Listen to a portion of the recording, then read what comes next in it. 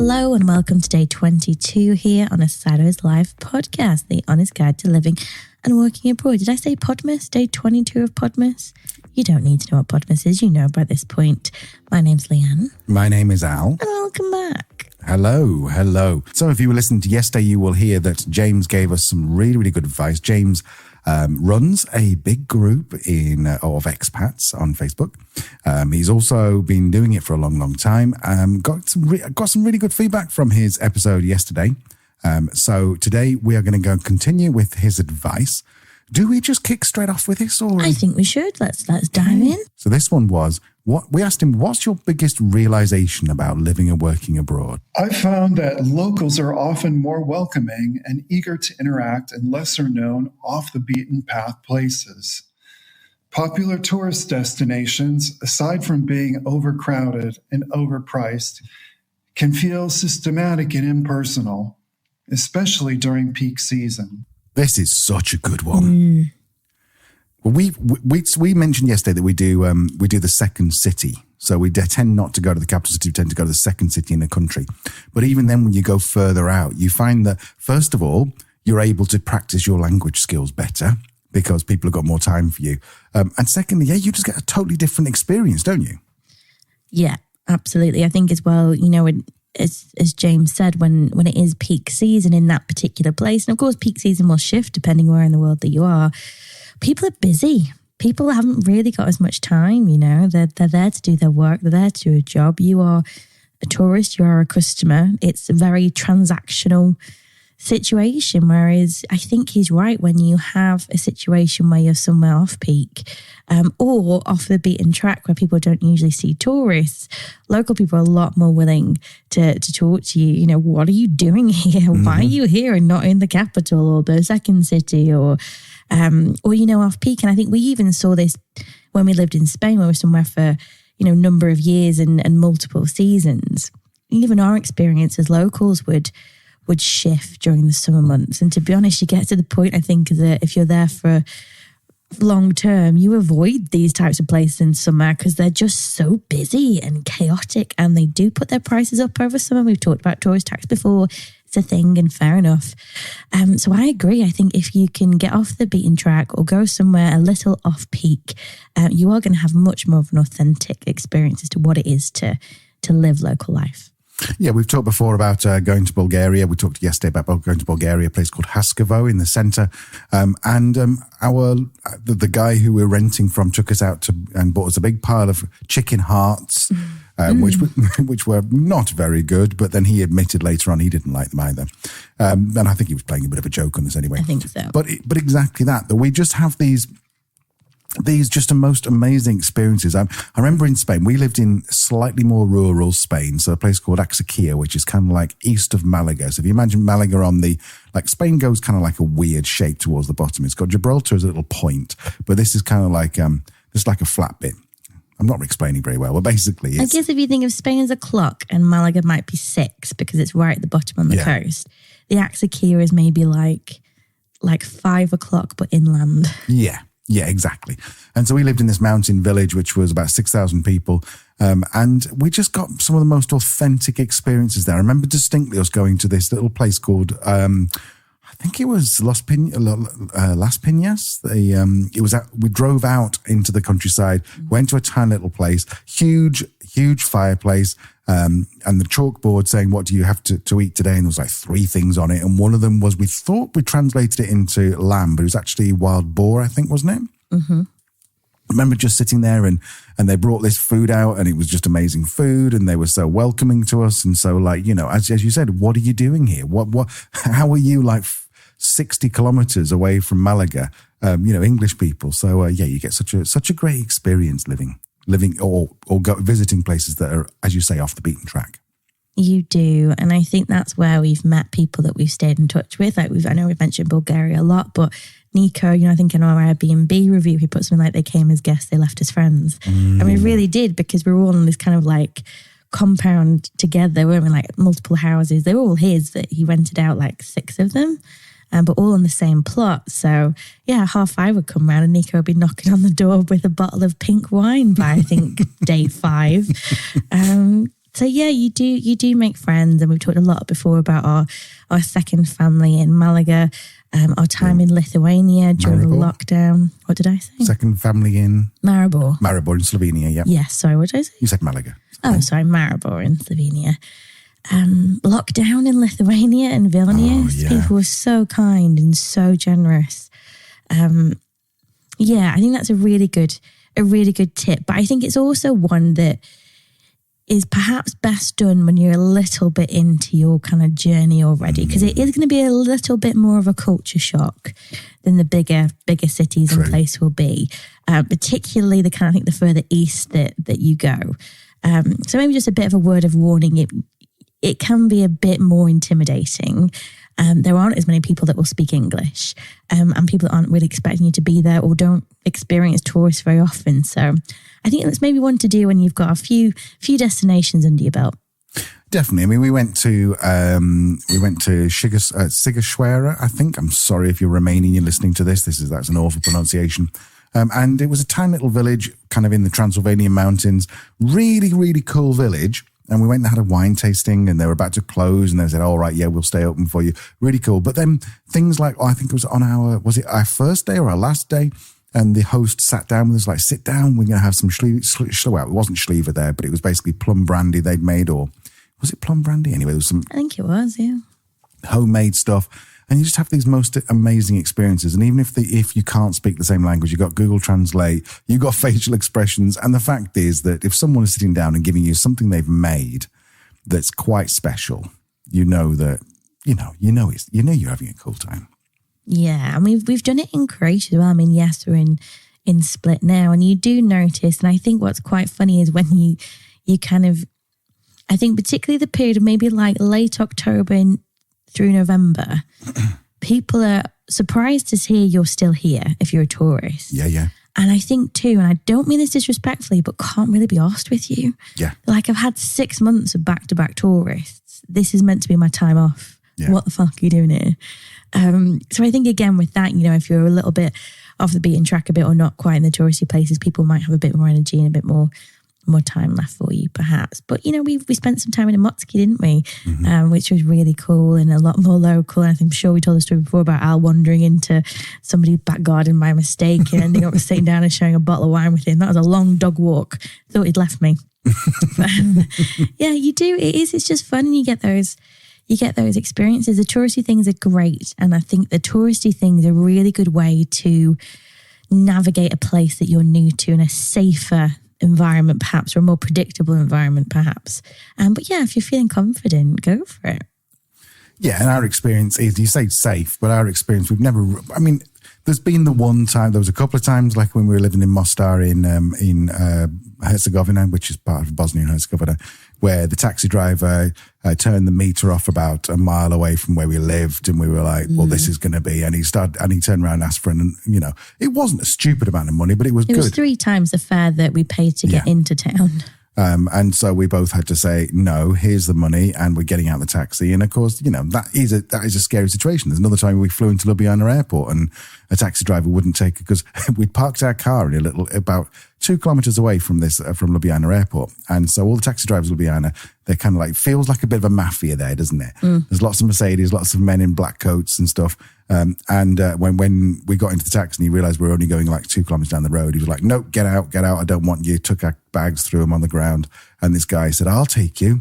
And we're like, okay, you're a taxi driver? Yeah, I'm a taxi driver. And then we walked into this dark car park into the back with the black Mercedes, like 80 grand Mercedes. And I think I even texted my friend and went, look, this is my location. If I don't text you in about an hour's time, will you do me a favor and just call the police? But actually, he turned out to be a really nice bloke. Really nice bloke. And I don't think we would have taken that risk hadn't we already spent quite a lot of time in Slovenia and known that generally people are really, really kind and friendly. But I think that's actually a really good tip if you do find yourself in that type of situation from a safety perspective. In taxis, for example, I think there's 2 that stand out to me. The one that Al just mentioned there in Bosnia and Herzegovina, we actually, when we saw him switch off the meter, we actually got him to drop us at a bar, which was about half a mile away from where we lived. Yeah. And had the discussion there, knowing that we could walk into a bar that we'd been to a few times before and they kind of knew us. And also this dude didn't know where we lived. Yeah. So I think it's things like that. Like Al said with the one in Ljubljana, texting somebody and letting them know. And I think the other thing that we always I think the only time that we got into this pickle was when Uber was fairly new to Thailand. Oh, yeah. And we got off the plane in Bangkok, having come from the UK, so long flight, and got an Uber who then took us to like this service station and was like, oh, I'm going to put you in my other friend's taxi.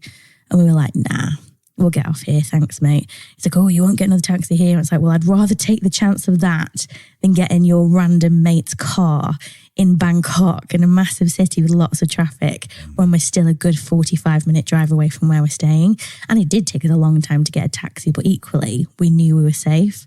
And I think that's one thing that we've always kind of done subsequently. And I think it was actually Alec, our friend, that recommended this, who travels a lot in Southeast Asia.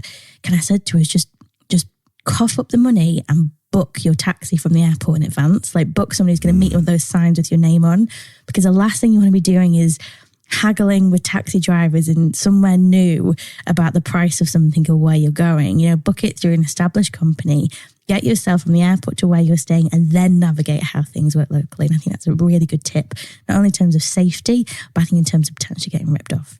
Yeah, brilliant. Absolutely brilliant. Another thing to consider is that what we believed, and you may believe the same, is that when you go into Uber and schedule a taxi, then you think, oh, right, well, someone's basically locked that in and going, yep, I will take you there.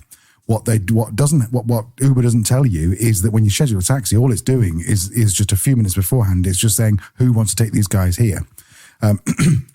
We scheduled a taxi for the following day to take us quite a distance, you know, a good like 80 kilometers, 100 kilometers in Southeast Asia, from Bangkok to Amphora, I think it was. Yeah. We got into the taxi, and the taxi driver, obviously, then we thought he was pre-booked, knew where we were going. He didn't. And then it said, we're taking you here. But I can't take you there.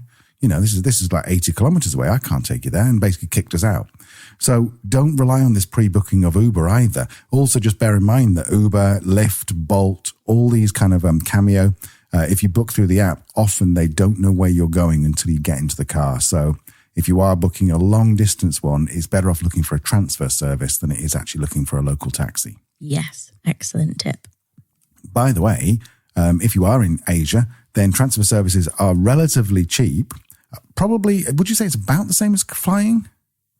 Yeah. Internally? So we did it a couple of, didn't we? Going from Bangkok down to Koh Chang, which you can fly from Bangkok down to, I can't even remember now. These names used to be like ingrained in me. Not Trieste, begins with T.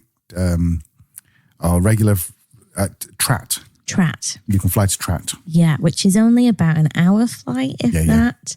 And then you can get a transfer from there over to Koh Chang. But we kind of priced it out. It might have been slightly more expensive. It might have been like, not much, maybe like £20, €20 more expensive. Mm-hmm. But instead of like faffing around of getting a taxi from where you're staying to the airport, which in Bangkok takes an hour, wherever you're going in Bangkok takes an hour minimum.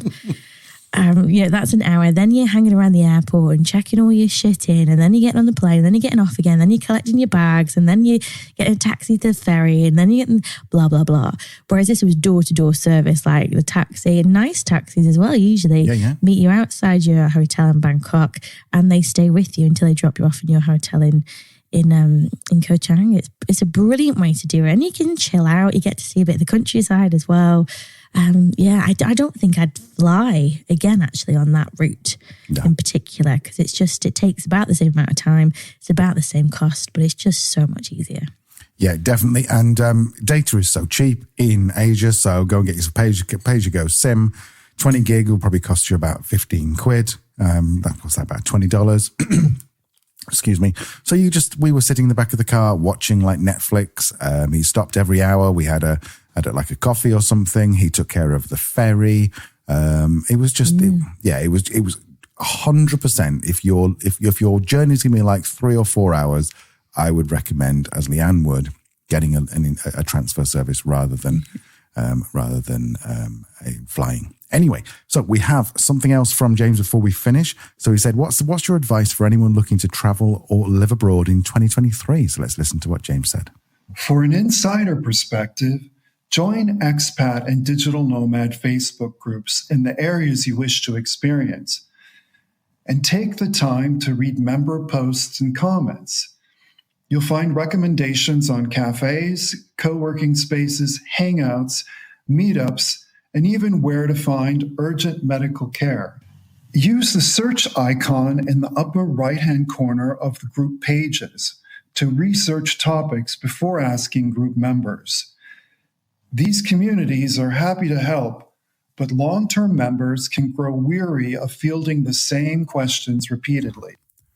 I think you can tell that James runs a group and probably sees at least 5 or 6 posts a day on something that's been answered many, many times before. Yeah, and it is annoying, particularly I think in the expat groups where there are people around and there's a bit of a community going.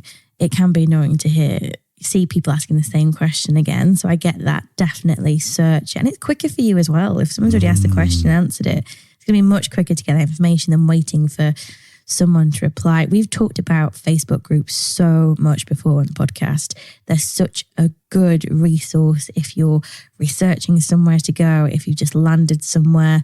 Some of the expat groups can be a bit ring-fenced. Yeah. They might ask you some questions. So getting into them to research before you land there might be tricky. But the nomad groups, of course, are a lot more open. And I get it as well from an expat perspective. They want to keep a group that the members are engaged and they're active in the group. So I totally get it. But yeah, it's such a valuable resource. And what I particularly loved about the groups is that they, people are so generous with their time and will often respond to what's going on. So for example, COVID for us, it was so brilliant. The groups that we found in Slovenia, in Croatia, right from, what's happening with the lockdowns through to how you can get your vaccine as a foreigner, case numbers, all sorts of translating the rules for you, what you can and can't do.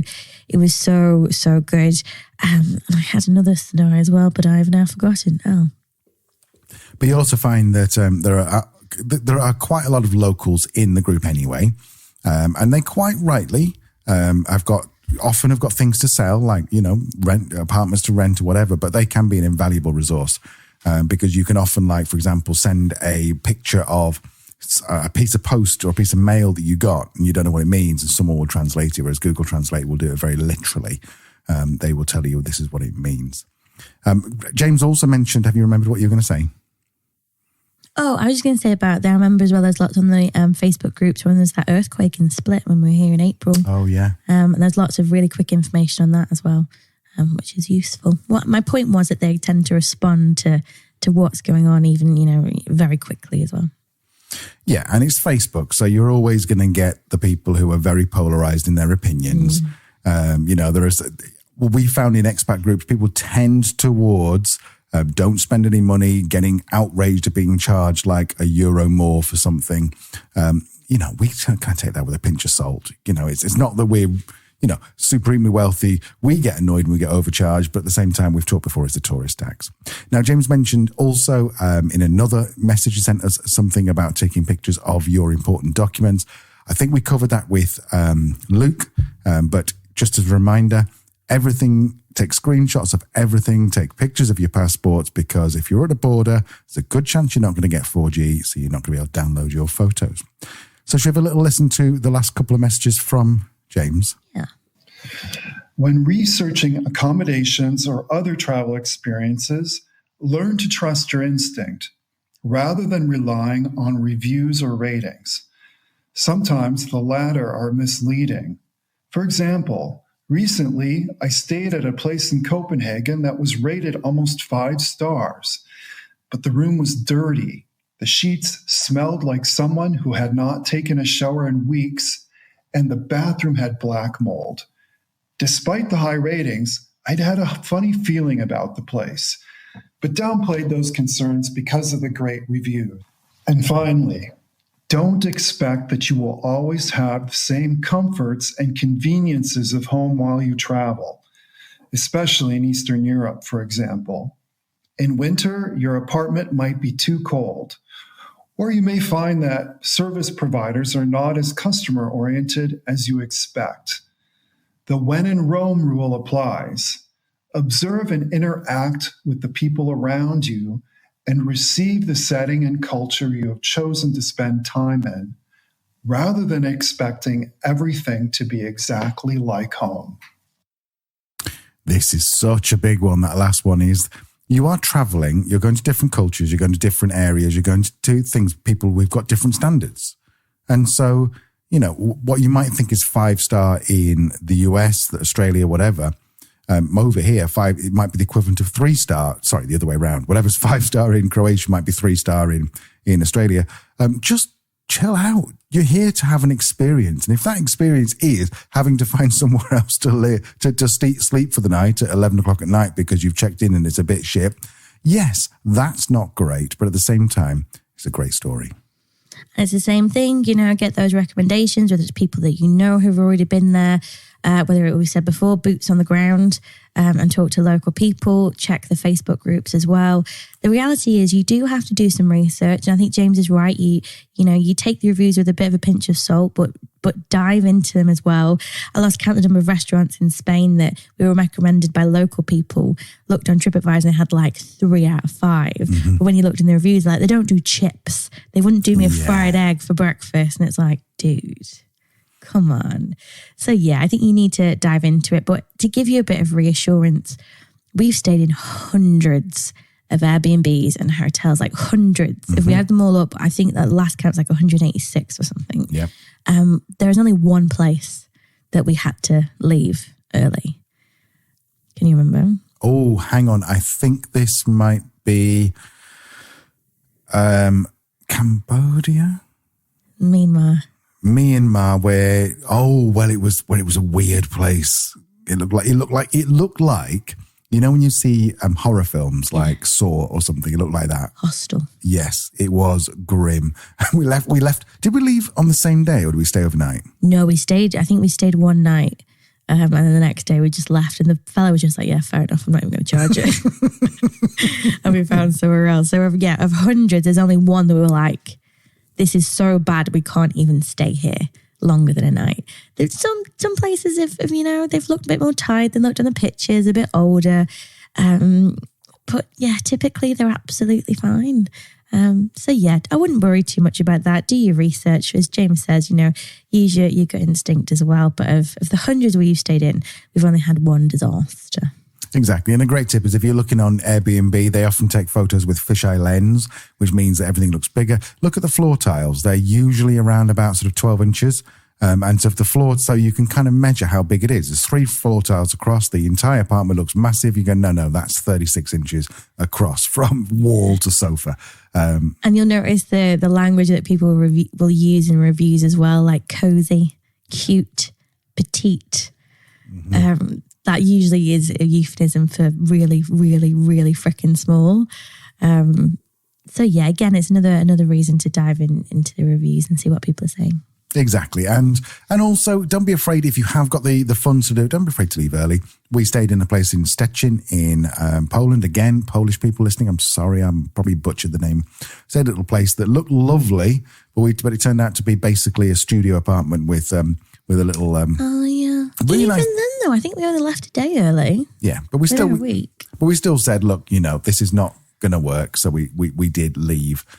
So don't be afraid. You know, this is all part of the adventure.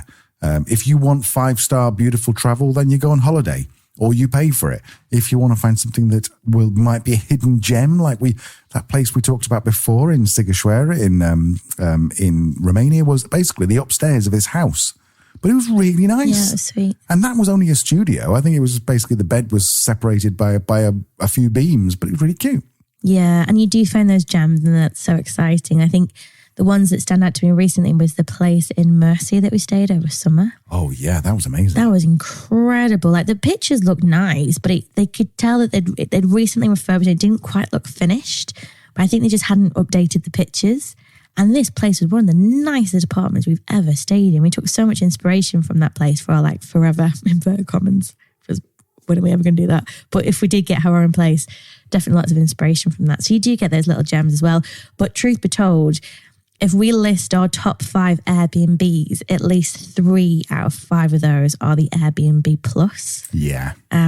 it is a feature that I think works in our experience. We've not stayed in many of them, but all of the ones that we've stayed in have been exceptional. Yeah. So I think if you do have the money to spend and you are looking for somewhere nicer, in our experience, using the Airbnb Plus is a good way to go. And that's not Superhost. Superhost doesn't seem to mean anything to us apart. I think Superhost is that you respond quickly to issues, which if you've got lots of issues that you respond quickly, then you're probably going to be a Superhost. So, but yeah, Airbnb Plus. And the second tip that we've got is that if you have got a property that's new on, no reviews, then there's a good chance that it's going to be massively underpriced. That is what in Murcia.